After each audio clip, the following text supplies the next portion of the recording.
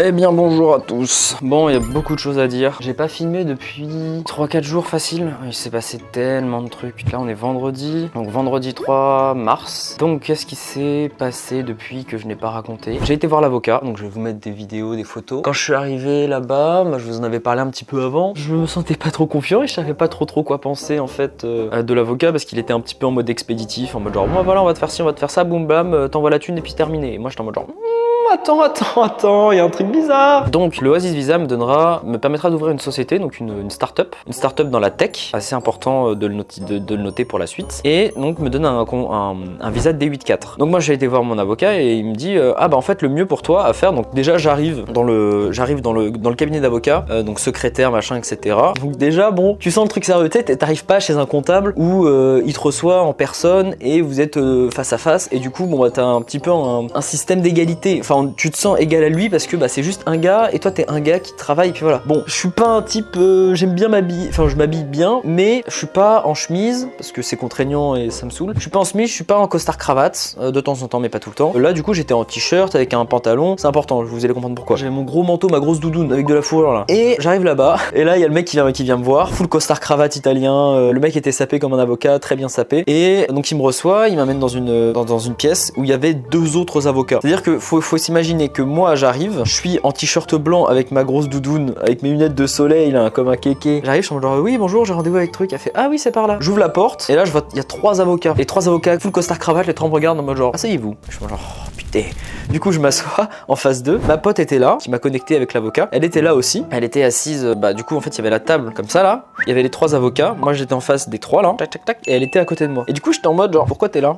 Comment ça se fait que tu sois encore là alors que t'étais pas prévu? Il y a un truc étrange. Il y a définitivement un truc étrange. Donc je suis en mode genre salut. Je peux pas dire le nom. Je rentre assez déjà dans les détails. Je peux pas donner les noms comme ça. J'ai salut. Je dis bonjour aux trois avocats. Et là vraiment dans ma tête je suis en mode ok je suis tout seul contre 4 mecs qui veulent essayer de me faire. C'est parti, let's go. Et donc là dans ma tête c'est en mode genre ils font oui donc on va te faire un business visa, donc un D8-1 qui est un visa investisseur. Donc il va falloir que j'envoie 100 millions de won depuis la France en Corée pour dire que je veux faire un investissement et ça ouvre ma boîte et j'aurai un visa long terme avec ça. En premier en gros j'ai 3 boîtes à ouvrir. J'ai ma première boîte de 3D que je veux bouger en Corée. J'ai mon statut de freelance que je veux ouvrir ici pour éviter pour me faire des factures de ma société vers le freelance et du coup payer moins d'impôts. Et la troisième qui est donc la pâtisserie. De ce fait il me fait bah voilà donc on va commencer avec ta boîte de 3D parce qu'en gros ma boîte de 3D, ma pâtisserie il y a quand même de grosses chances, enfin tout est bien prévu, je vais me battre pour et tout est voilà, mais il y a quand même des chances pour que ça ne marche pas, pour qu'on fasse banqueroute et que la boîte ferme. Enfin il y a quand même des risques. Donc je suis en mode bon bah ce qu'on va faire c'est peut-être bouger ma boîte de 3D comme il n'y a pas de coût sur ma boîte de 3D, même si jamais je rentre plus d'argent, la boîte est toujours là, la boîte est toujours ouverte. Et ensuite j'ouvrirai le freelance qui est rapide à faire et ensuite j'ouvrirai la pâtisserie. Il me fait oui donc pour le freelance, enfin pour la boîte de 3D, on va te faire un business investisseur. Je me dis, mais est-ce que t'es sûr frérot? Il fait, oh, ouais. Parce que moi je me suis renseigné, j'ai été faire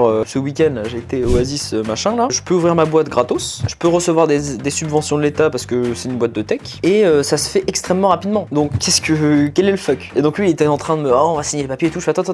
Je fais wait. I have another option. I thought about something and I blah blah blah. I made some research and I did the Oasis visa et j'ai vu genre que il était un peu genre ultra confiant puis après il a un petit step back en mode genre ok et ça m'a genre non mais ça marche pas parce que t'es quand même obligé de payer à la fin et tout. Et je fais non il y a pas besoin de payer sur le Oasis visa. Je me suis bien renseigné, j'ai bien regardé tous les trucs et tout. Il y a pas besoin de payer. C'est sûr et certain. Je fais ah oui mais alors il y aura ça et tout, tu seras limité dans le visa machin et tout. Je fais non. C'est comme ça, regarde, je me suis renseigné, j'ai passé tout mon week-end là-bas, je sais comment ça se passe, je sais comment ça marche, et là je le vois un peu perturbé. Il fait ok bah tu peux faire le Oasis si tu veux, et il me fait ouais mais tu pourras pas avoir les deux visas. Je sais bah c'est pas grave, on prend le Oasis et puis c'est bon. Il me fait non, parce qu'en fait le Oasis c'est un D8-4, et en fait ça c'est spécialisé, le D8-4 il est spécialisé dans les boîtes tech, c'est-à-dire que je pourrais ouvrir que des boîtes tech, si jamais je veux rouvrir d'autres boîtes par la suite, ce sera forcément dans la tech. Il m'a dit donc si tu veux on fait ça, mais par contre tu pourras pas ouvrir de pâtisserie. Et là je dis ah ouais, peut-être ok, bon peut-être. Et du coup bon, on a parlé de tous les détails, je fais par rapport aux taxes, donc j'ai posé toutes mes questions, je les ai écrites en français. Et quand il m'a dit oui donc voilà on va faire le business investisseur à 100 millions machin et tout. Il me fait est-ce que c'est bon pour toi au niveau de l'argent? Je fais ouais y a pas de souci, 80 000 euros c'est bon je m'en charge. Je fais par contre ça et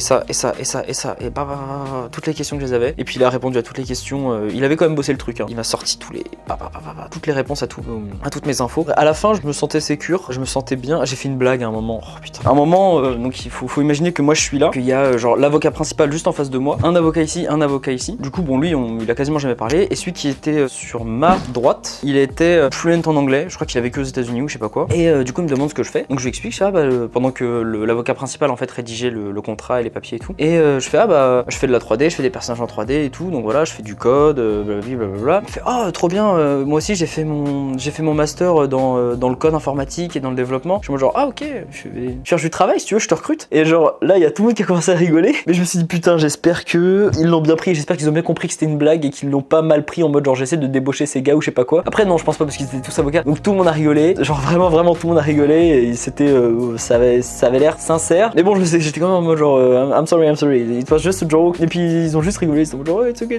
Bon, je fais ok, magnifique. Donc voilà, et donc il a répondu à toutes mes questions. Effectivement, le D81, donc l'investisseur, me semble être le meilleur choix, ce qui va me donner le plus d'options par la suite. Donc en gros, grosso modo, comment ça va se passer? D'abord, je vais payer l'avocat. Donc je le paie, c'est 3 300 000. Ça représente à peu près entre 2500 et 3000 euros, je pense. Donc voilà, je paie l'avocat. Ensuite, je vais à la banque. Je dis que je veux investir en Corée. Donc il m'ouvre un compte spécial à mon nom. En France, j'envoie les 80 000 euros sur ce compte-là. Une fois que les 100 millions sont récupérés, je retourne voir l'avocat et lui, il démarre toute la procédure, tous les papiers, tous les trucs, tous les machins. Et là, la boîte s'ouvre en moins de 2 semaines. Donc normalement, c'est c'est ça, à peu près 2 semaines. Entre 1 semaine et 2 semaines, tout est ouvert. Je reçois mon numéro de siret. Il va falloir que je prenne un bureau ici pour prouver qu'en fait, je fais pas du blanchiment d'argent et que j'ai vraiment un taf et que j'ai vraiment un travail et que je fais vraiment quelque chose. Je peux pas le faire de chez moi parce que sinon ça va être trop louche. Ça va vraiment être bizarre. Donc on aura un contrôle à l'ouverture, on aura un contrôle. Ils viennent, ils regardent. Est-ce qu'ils viennent physiquement sur place? Est-ce que t'as une office? Ok. Est-ce que t'es là? Ok. Il y a bien des ordinateurs, il y a des trucs et tout. Ok, magnifique, let's go. Pas de souci, tu peux y aller. Boum, ma boîte est ouverte. Là, je vais à l'immigration. Je montre tous les documents. Voilà, j'ai mon business en Corée, j'ai investi, j'ai trucs, j'ai de machin. Il me file la petite carte. Hop, bravo, vous êtes enregistré en tant qu'étranger coréen pour du super ultra long terme. Et là, je peux rester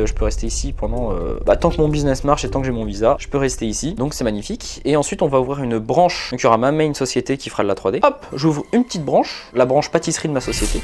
Et là, j'ouvre ma pâtisserie. Je pourrais ensuite ouvrir, je sais pas, cuisine, je pourrais ouvrir plein de trucs par la suite. Donc ils m'ont fait signer le contrat d'ouverture de société. Donc là, c'est la fameuse image, mon premier contrat que j'ai signé en Corée. Donc tout était en coréen, ma pote m'a aidé à traduire. Et voilà, donc j'ai signé mon premier, voilà, je vous mets la petite photo, j'en suis extrêmement fier. C'est le début, c'est sérieusement le début de mon aventure business ici. Jusqu'à maintenant, j'ai beaucoup fait de networking surtout. Donc j'ai tout ce qu'il faut pour démarrer, je pense, au moins 3 sociétés, sans compter la 3D, donc avec la 3D ça fait 4. J'ai assez d'idées, assez de contacts et assez de matière, bon pas assez d'argent malheureusement, pour ouvrir 4 sociétés ici en Corée. Donc ils sont en stand-by et une fois que la pâtisserie roule bien et tourne, on passe à l'étape supérieure en fait avec la pâtisserie et j'ouvre, boum, une autre société. Et voilà, une fois que tout roule bien, boum, une autre société, boum, une autre société. Et ensuite, on devient ultra puissant et c'est là qu'on met les 3 semaines de vacances pour les employés. Et ouais, ça c'est un des goals que j'aimerais bien avoir parce qu'ici ils ont que 2 semaines de vacances et ils peuvent pas prendre plus de 4 jours de vacances d'affilée. Et c'est ouf quand même, c'est ouf. Enfin c'est surtout dans les petites boîtes. Dans les grosses boîtes, ça commence un peu à changer, mais il faut être vraiment big pour que ça change, alors que dans les petites boîtes, c'est cravache. Jusqu'à ce que tu meurs, tu viens bosser le week-end, des choses comme ça, des choses sur lesquelles je suis pas forcément d'accord. Bref, pour terminer sur ce sujet-là, je suis parti avec ma pote, on est parti du cabinet d'avocat, et elle me dit, ah ouais, tu vois, les mecs qui étaient là, en fait, celui qui parlait pas beaucoup, c'est un expert en crypto, et il est genre ultra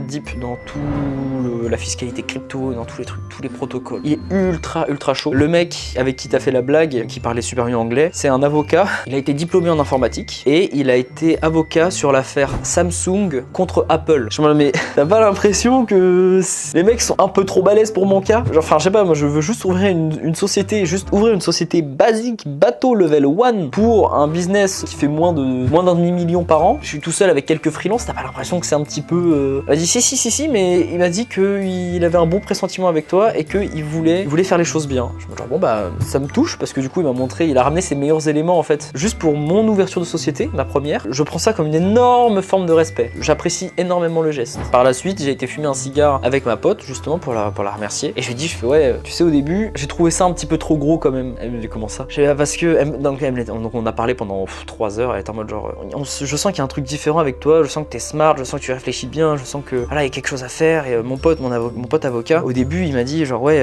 après notre meeting, il m'a dit, genre, où est-ce que t'as trouvé ce mec-là? Et du coup, il fait, c'est un ami d'un ami qui m'a présenté. Et voilà, il fait pourquoi? Il fait parce que, donc les deux, ils sont ultra potes. Et donc l'avocat répond à ma pote, parce que, je sais pas, pendant la signature du contrat, j'avais l'impression de parler au PDG de Naver ou au PDG d'un Chaebol.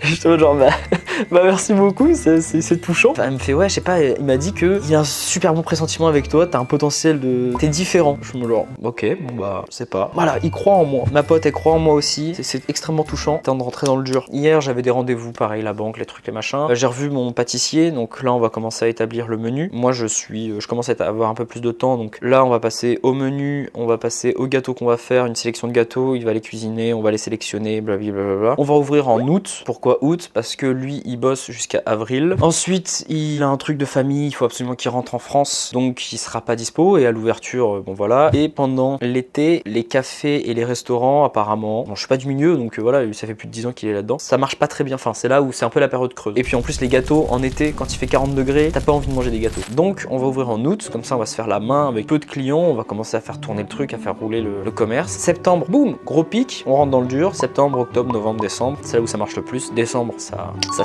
super marche. En plus on fera des petites offres, gâteaux de Noël, de Nouvel An, de Saint-Valentin, toutes ces bêtises là, il y aura des trucs à faire. Bref, il y a des fêtes coréennes aussi. C'est démarré, donc là il va falloir que j'envoie les 3 millions 300 à l'avocat pour valider le contrat. Et ensuite, une fois que j'ai l'argent qui est prêt en France, je lui envoie un message et on passe à toute l'étape. Ouais, il faut que j'appelle mon comptable encore et que je lui demande si je peux transférer directement l'argent de ma société vers la Corée pour l'investissement, pour dire que j'ouvre la même société mais en Corée et du coup ça passerait en frais de société, balali balala. Faut que je vois avec lui, donc il va falloir que je l'appelle, mais sur les heures françaises et balali balala. Donc là, pour vous donner une idée, la pâtisserie, je vais investir à peu près 100 000 € dedans. C'est quasiment tout ce que j'ai. Après, on pourrait toujours un peu aller à l'économie, essayer de trouver une place pas trop chère, trouver des produits pas trop chers, mais du coup on ferait, c'est pas qu'on ferait de la merde, mais ce serait moins qualitatif. Enfin, le potentiel serait moins grand que si jamais je mettais toute la thune qu'il faut. Et du coup, bah jusqu'à août, donc j'ai 6 mois. En 6 mois, faut que je finisse de tout préparer, de tout peaufiner, donc tout est prêt entre guillemets. Mais là, du coup, on passe au step numéro 2. Donc avant, c'était là, on regardait comment ça se passerait, comment ça pourrait se passer. Là, on passe sur le step 2 qui est le début de la réalisation, et le step 3 qui devrait arriver en mai, où on passe à l'action, où physiquement je vais visiter des shops et je fais ok, celui-là je le prends, j'envoie l'argent, le déposite, le machin, le truc et tout. Voilà. Là je vais ouvrir dans la journée, je vais aller ouvrir, je vais aller payer le comptable, je vais aller payer mon loyer aussi, je vais aller payer tout ce que j'ai à payer, le gaz, pour éviter de me faire couper le gaz encore une fois, et bah je vais bosser. Sur ce, j'espère que vous avez apprécié la vidéo. N'hésitez pas à liker, commenter, vous abonner. Mettez-moi des commentaires si jamais il y a des parties qui sont pas claires, si jamais vous voulez que j'approfondisse certains sujets. Si jamais vous avez la moindre question, n'hésitez pas. Partagez si jamais vous pensez que mon aventure vaut le coup d'être partagée, si ça peut intéresser certains de vos amis. Et puis voilà, on se retrouve pour une prochaine vidéo.